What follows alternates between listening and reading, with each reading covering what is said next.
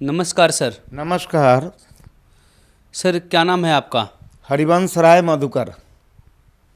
Sir आप कहाँ से आए हैं?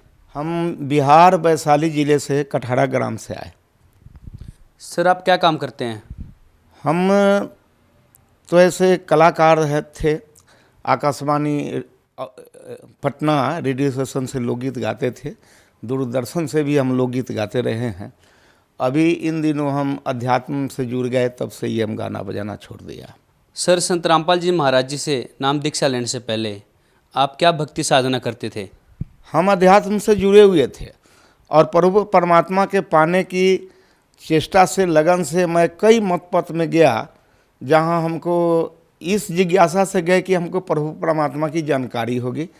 और इस कारण से मैंने रामानंद स्वामी के पथ में, वो देहात में चलने वाले बचन वंश कबीर पंथी में, और आर्य समाज में, या वो बाल योगेश्वर जी में, सतपाल जी में, ठाकुर अनुकूल चंद जी के सत्संग में, और प्रजापिता ब्रह्मा कुमारी के सत्संग में, कई स्थानों पर हम लगभग 13 मिशन में घूमे परमात्मा के दर्शन के लिए।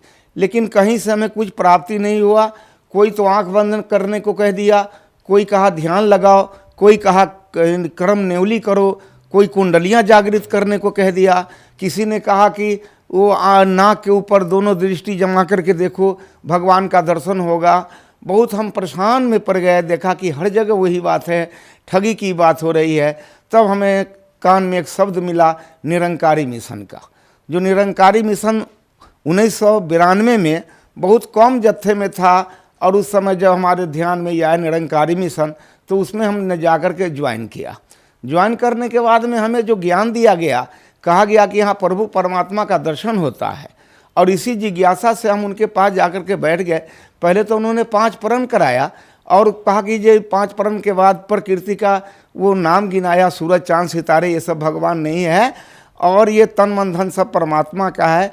और उसके बाद उन्होंने परमात्मा का दर्शन बताया, कहा कि धरती से आसमान तक जो ये खलिया जगह देख रहे हो, ये खाली जगह है, इसी को निरंकार कहते हैं। यही तो निरंकार है, यही ब्रह्म है। और इसको जो जान जाता है वो ब्रह्मन हो जाता है। ब्रह्म जानाति ब्रह्मणा, ये जो वेद में लिखा हुआ है, शास्त्र में लिखा यही है। गीता में भी कहा गया है कि ये इसको कोई औजार नहीं काट सकता। बताओ खलिया को कौन काटेगा, ये बम इसको कौन मारेगा, ये किसी तरह से नाश नहीं होता है।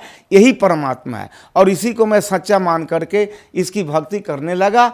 और सन 1992 में मैंने 27/12/92 को ज्ञान लिया था, और 24 साल तक इस भक्ति में लगा रहा। इस दौरान में मैंने अपने संपूर्ण वैशाली ज़िले में लगभग 24 ज्ञान केंद्र खोला, और ज्ञान प्रचारक हमारे साथ होते थे, और मैं प्रचार का काम करता था पूरे बिहार में। कटिहार, वो ठाकुरगंज, पूर्णिया, वो सहरसा, मधेपुरा, गंगटोक, और सिक्किम, करसियांग, नेपाल के देशों में भी हम जनकपुर और शबैला, वो धनुखा, ये और शिवनगर, परसा जिला, मलंगमा, सरलाही जिला, इन सब क्षेत्रों में मैं जाकर के काफ़ी इसका प्रचार किया। और लगभग 18 सत्संग तो अपने वैशाली जिला में बनाए। लगभग 10 से 12 हज़ार लोगों को मैंने प्रभावित करके उनको इस ज्ञान से जोड़ा। सर अभी आपने बताया कि आपने 24 ज्ञान केंद्र खोले, तो सर आपने किस पंथ के 24 ज्ञान केंद्र खोले थे? हमने 10 से 12 हज़ार लोगों को ये ज्ञान से प्रभावित करके निरंकारी मिशन के संस्था से जोड़ दिया। सर आपने बताया कि आप 24 साल तक निरंकारी मिशन से जुड़े रहे, तो सर इस 24 साल में आपको क्या ज्ञान की अनुभूति रही है सर? इसमें हमको मिला जुला कर कोई अनुभूति नहीं हुई, और न मैंने कुछ देखा, और न इसके हमको कुछ लाभ भी प्राप्त हुए। ऐसे ही हम भजते चले जा रहे थे, और उसमें एक साधारण मंत्र था, तू ही निरंकार, मैं तेरी शरण हाँ, मैनू बख्श लो। यही जपते जपते मेरा 24 साल का समय निकल गया, लेकिन इससे कुछ लाभ नहीं हो सका। विगत 19 जून 2017 को मैं बड़ा सख्त बीमार पड़ गया। बीमार पड़ने का कारण हो गया मेरे पास डायबिटीज़ का बीमारी, जो 600 चीनी बराबर रहता था, और उसके बाद ब्लड प्रेशर था, लीवर में सूजन था, किडनी में भी दाग था, और पित्त की थैली में ये पथरी था 13 mm का, जो हमें बहुत कमज़ोर कर दिया था। डॉक्टर लोगों के पास हम गए, कहीं से हमको कोई इजाफा नहीं मिल पाया। मैंने 48,000 रुपया खर्च करके बाद और धराशायी हो गए थे, बिछावन से उठ नहीं पा रहे थे। उसी पर हम पड़े थे, 5.5 महीना हो गए। और जिस मिशन को हमने इतना लोगों को जोड़ कर लगभग 24 साल में 50 लाख रुपया मंडल को भेज दिया, प्रणामी का पैसा, लेकिन उनको खबर हुई, लेकिन कोई आदमी हमको देखने तक नहीं आया, खोजने तक नहीं आया कि कहाँ ये मधुकर जी पड़ा है। जबकि उस मिशन में हम एक मुखी के पद पर थे और गुरगद्दी पर बैठ कर के 3-3 घंटा प्रवचन करते थे और लोगों को प्रभावित करते थे और ज्ञान दिलवा करके उसको उनसे जोड़ते थे। किसी ने नहीं देखा। इस क्रम में मैं दूर दूर जगहों पर जाकर के और सत्संग प्रवचन किया करता था। गुरगद्दी पर हमको बैठाया जाता था, वहाँ से हम अध्यात्म प्रवचन करते थे। गीता से, रामायण से, कुरान से, पुराण से, वेदों से, शास्त्रों से कह करके लोगों को प्रभावित करते थे। कभी कभी इतने जिज्ञासुओं का भीड़ हो जाता था कि नमस्कार करने में लाइन बन जाती थी और बड़ी भीड़ हो जाती थी। तब हमारे दोनों पैर पर, अलग अलग दोनों पैर को करके दायां बायां, एक पर बहनें और एक पर भाइयों का लाइन लगता था और सभी लोग सर पटक करके हमारे चरणों पर नमस्कार करते थे। और उसी में लोग ये जिज्ञासा करते थे कि बाबूजी जरा माथे पर हाथ रख दो, और मैं माथे पर हाथ रख देता था। जरा धौना में, पीठी में दर्द हो रहा है, इस पर जरा हाथ कर दो, ये बच्चे को जो आशीर्वाद दे दो, ये बड़ा बीमार रहता है। ये सब काम हमें करना पड़ता था और उसको करते थे। सर, आपने बताया कि आप निरंकारी मिशन की गद्दी पे बैठते थे, निरंकारी पंथ से जुड़े थे, आप प्रवचन करते थे स्वयं, और फिर आप संत रामपाल जी महाराज जी की शरण में आ गए। सर, आपको क्या ऐसा लगा? निरंकारी मिशन में तो बहुत सारे लोग ने हमारे दुख को मेरे कहने पर जाना, लेकिन उसमें मेरा कोई इलाज नहीं हो सका। और वहाँ तो बड़ी बड़ी औषधालय भी खुली हुई है, क्या क्या है, लेकिन हमको कोई सहारा कहीं से कुछ नहीं मिला। और डॉक्टरों से परेशान होकर के हम बिल्कुल निराश हो गए थे और धाराशायी होकर के बेड पर पड़े हुए थे। 5.5 महीना हम लगातार बेड पर ही पड़े रहे, जहाँ पैसे के अभाव में दवा भी नहीं खा पाते थे और हमें खाना भी नहीं खाने का इच्छा होता था। केवल पानी पी के, दूध पी के, एक आध रोटी किसी तरह से खा करके हम पानी पी लेते थे। इसी बीच में हम सोचे कि अब हम नहीं बचेंगे। एक साथी मेरा पंजाब रहता है, वो जब लौट के घर गया तो हमसे भेंट करने गया। जाने के बाद कहा कि आपने कैसी हालत बना ली, बताइए, भगवान का भक्ति करते हैं, ये हालत आपका बन गया, तो ये कैसे हो गया? हमने कि ऐसे ही हो गया, अब हम क्या करें। तो उन्होंने एक किताब हमको दिया पढ़ने के लिए, और वो किताब का नाम था ज्ञान गंगा। ज्ञान गंगा किताब हम पढ़ने के काबिल भी नहीं थे, इतने कमज़ोर हो गए थे। मैंने कहा कि हम किताब तो नहीं पढ़ सकते, ज़रा तुम ही पढ़ के सुनाओ तो अच्छा रहेगा। तो वो 3 रोज आकर के हमको किताब का कहीं कहीं का कोई चैप्टर पढ़ के सुनाया। हमको बहुत अच्छा लगा।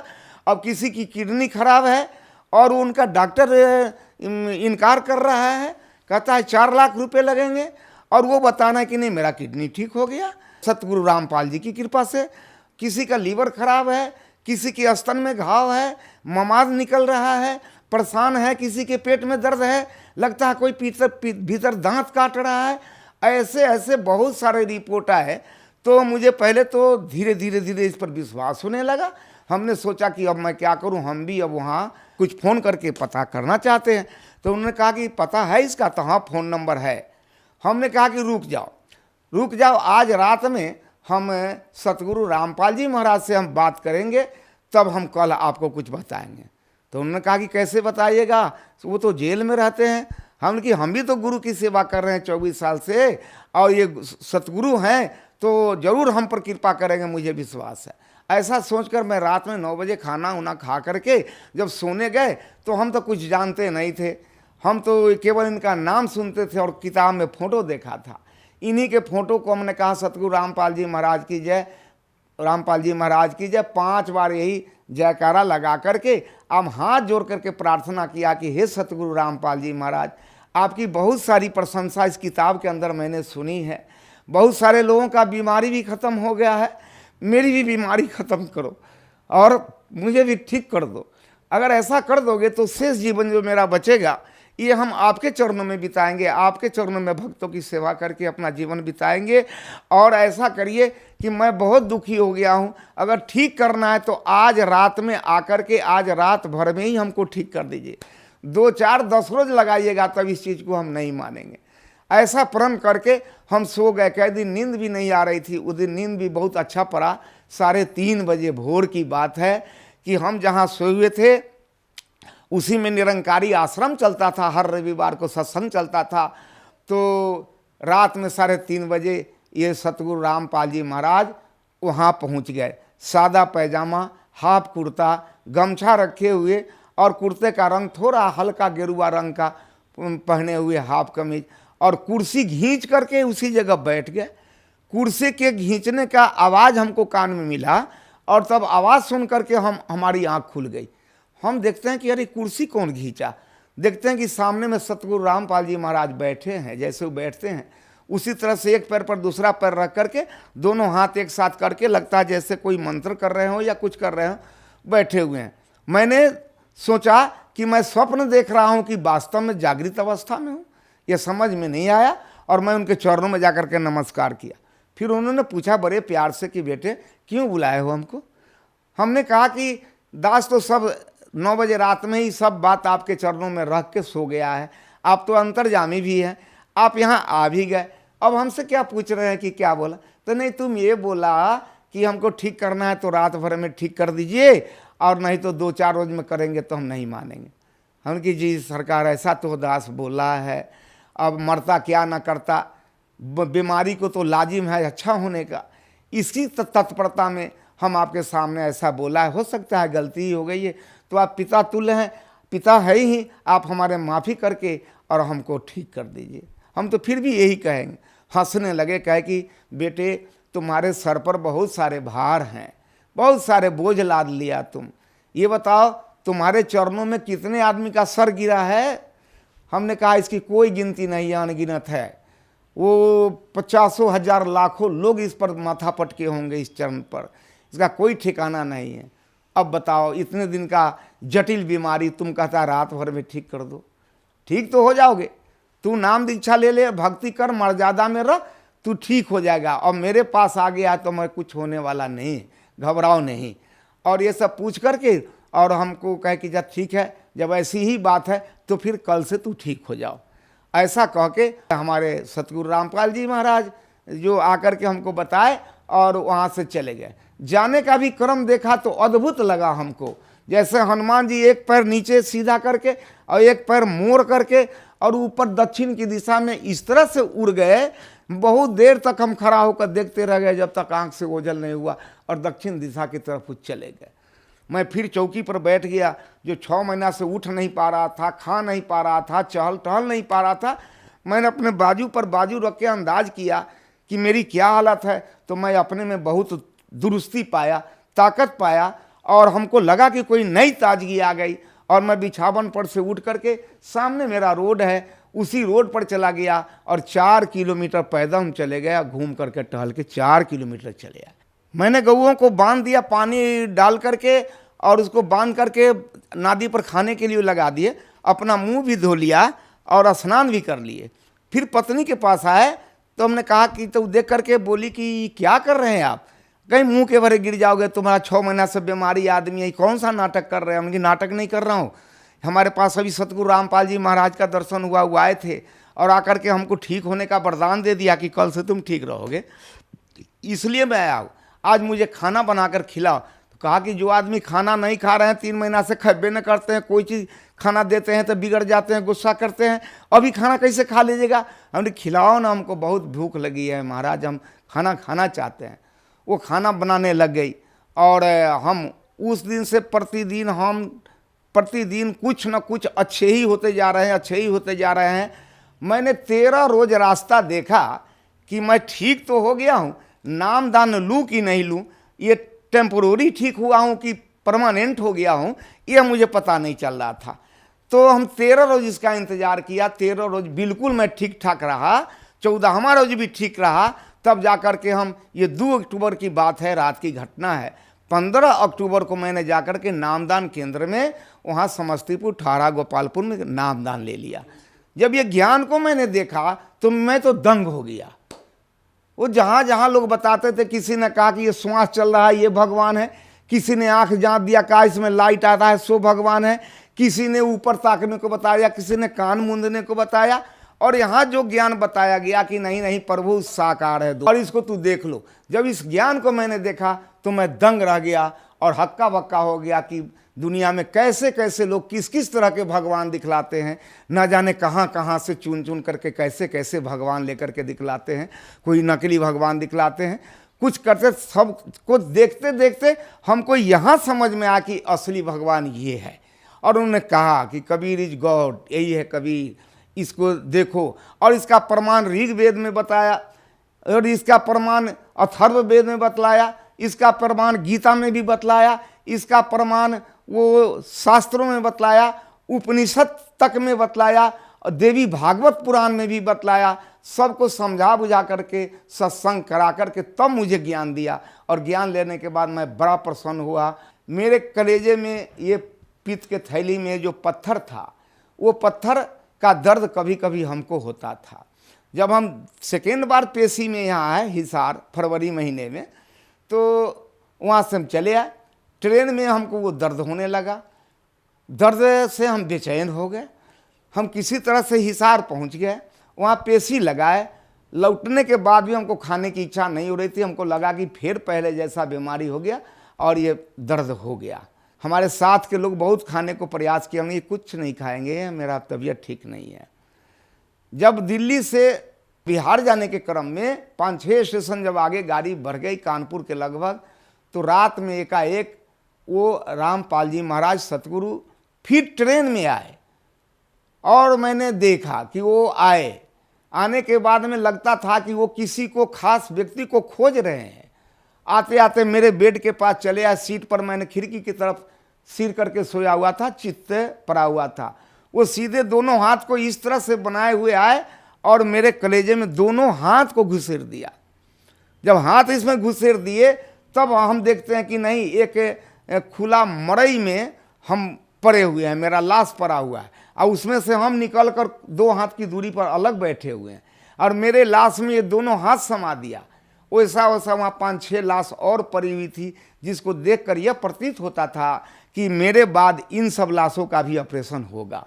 दोनों हाथ निकाल करके वो ये क्या कहते हैं, शकरकंद के कच्ची काटा हुआ जैसा, बहुत थाक जैसा, एक थाक निकाल करके इधर रख दिया, इधर से निकाल कर थाक इधर रख दिया, और दोनों को खूब मलमल करके, और उसमें से लार जैसा लस्सेदार उसमें से झाग निकाले, बोतल में पानी रखे हो तो बोतल से पानी रख के मलमल के, और सबको साफ किया। जेब से रुमाल उजला निकाल करके सबको एक एक करके पोंछ को फिर थकिया करके पोंछ कर, और मेरे कलेजे में बाएं साइड में फिर थकिया दिया। इधर वाला भी पोंछ कर दाहिना साइड में थकिया दिया, और उंगली से ऐसा ऐसा ऐसा ऐसा करके मानो जैसे सिलाई कर दिया। और सिलाई करके हाथ से इस तरह से पोंछ दिए तो वो घाव भी लगा, ख़त्म हो गया। सुबह में हम उठे, लोग पूछे कि मधुकर जी आप रात खाना नहीं खाए, आप कुछ खाओगे? हमने यहाँ खाएंगे, इच्छा है? हमने की बहुत इच्छा है। क्या खाओगे? हम जो खिला दो, भात खिला दो, दाल खिला दो, वो रोटी सब्जी खिला दो, चिवड़ा दही की जो खिलाओगे हम खाएंगे। लोग कहने लगे कि आप कोई चीज़ खाना नहीं चाहते थे, अभी सब कुछ खाना चाह रहे हैं, ये कैसे हो गया?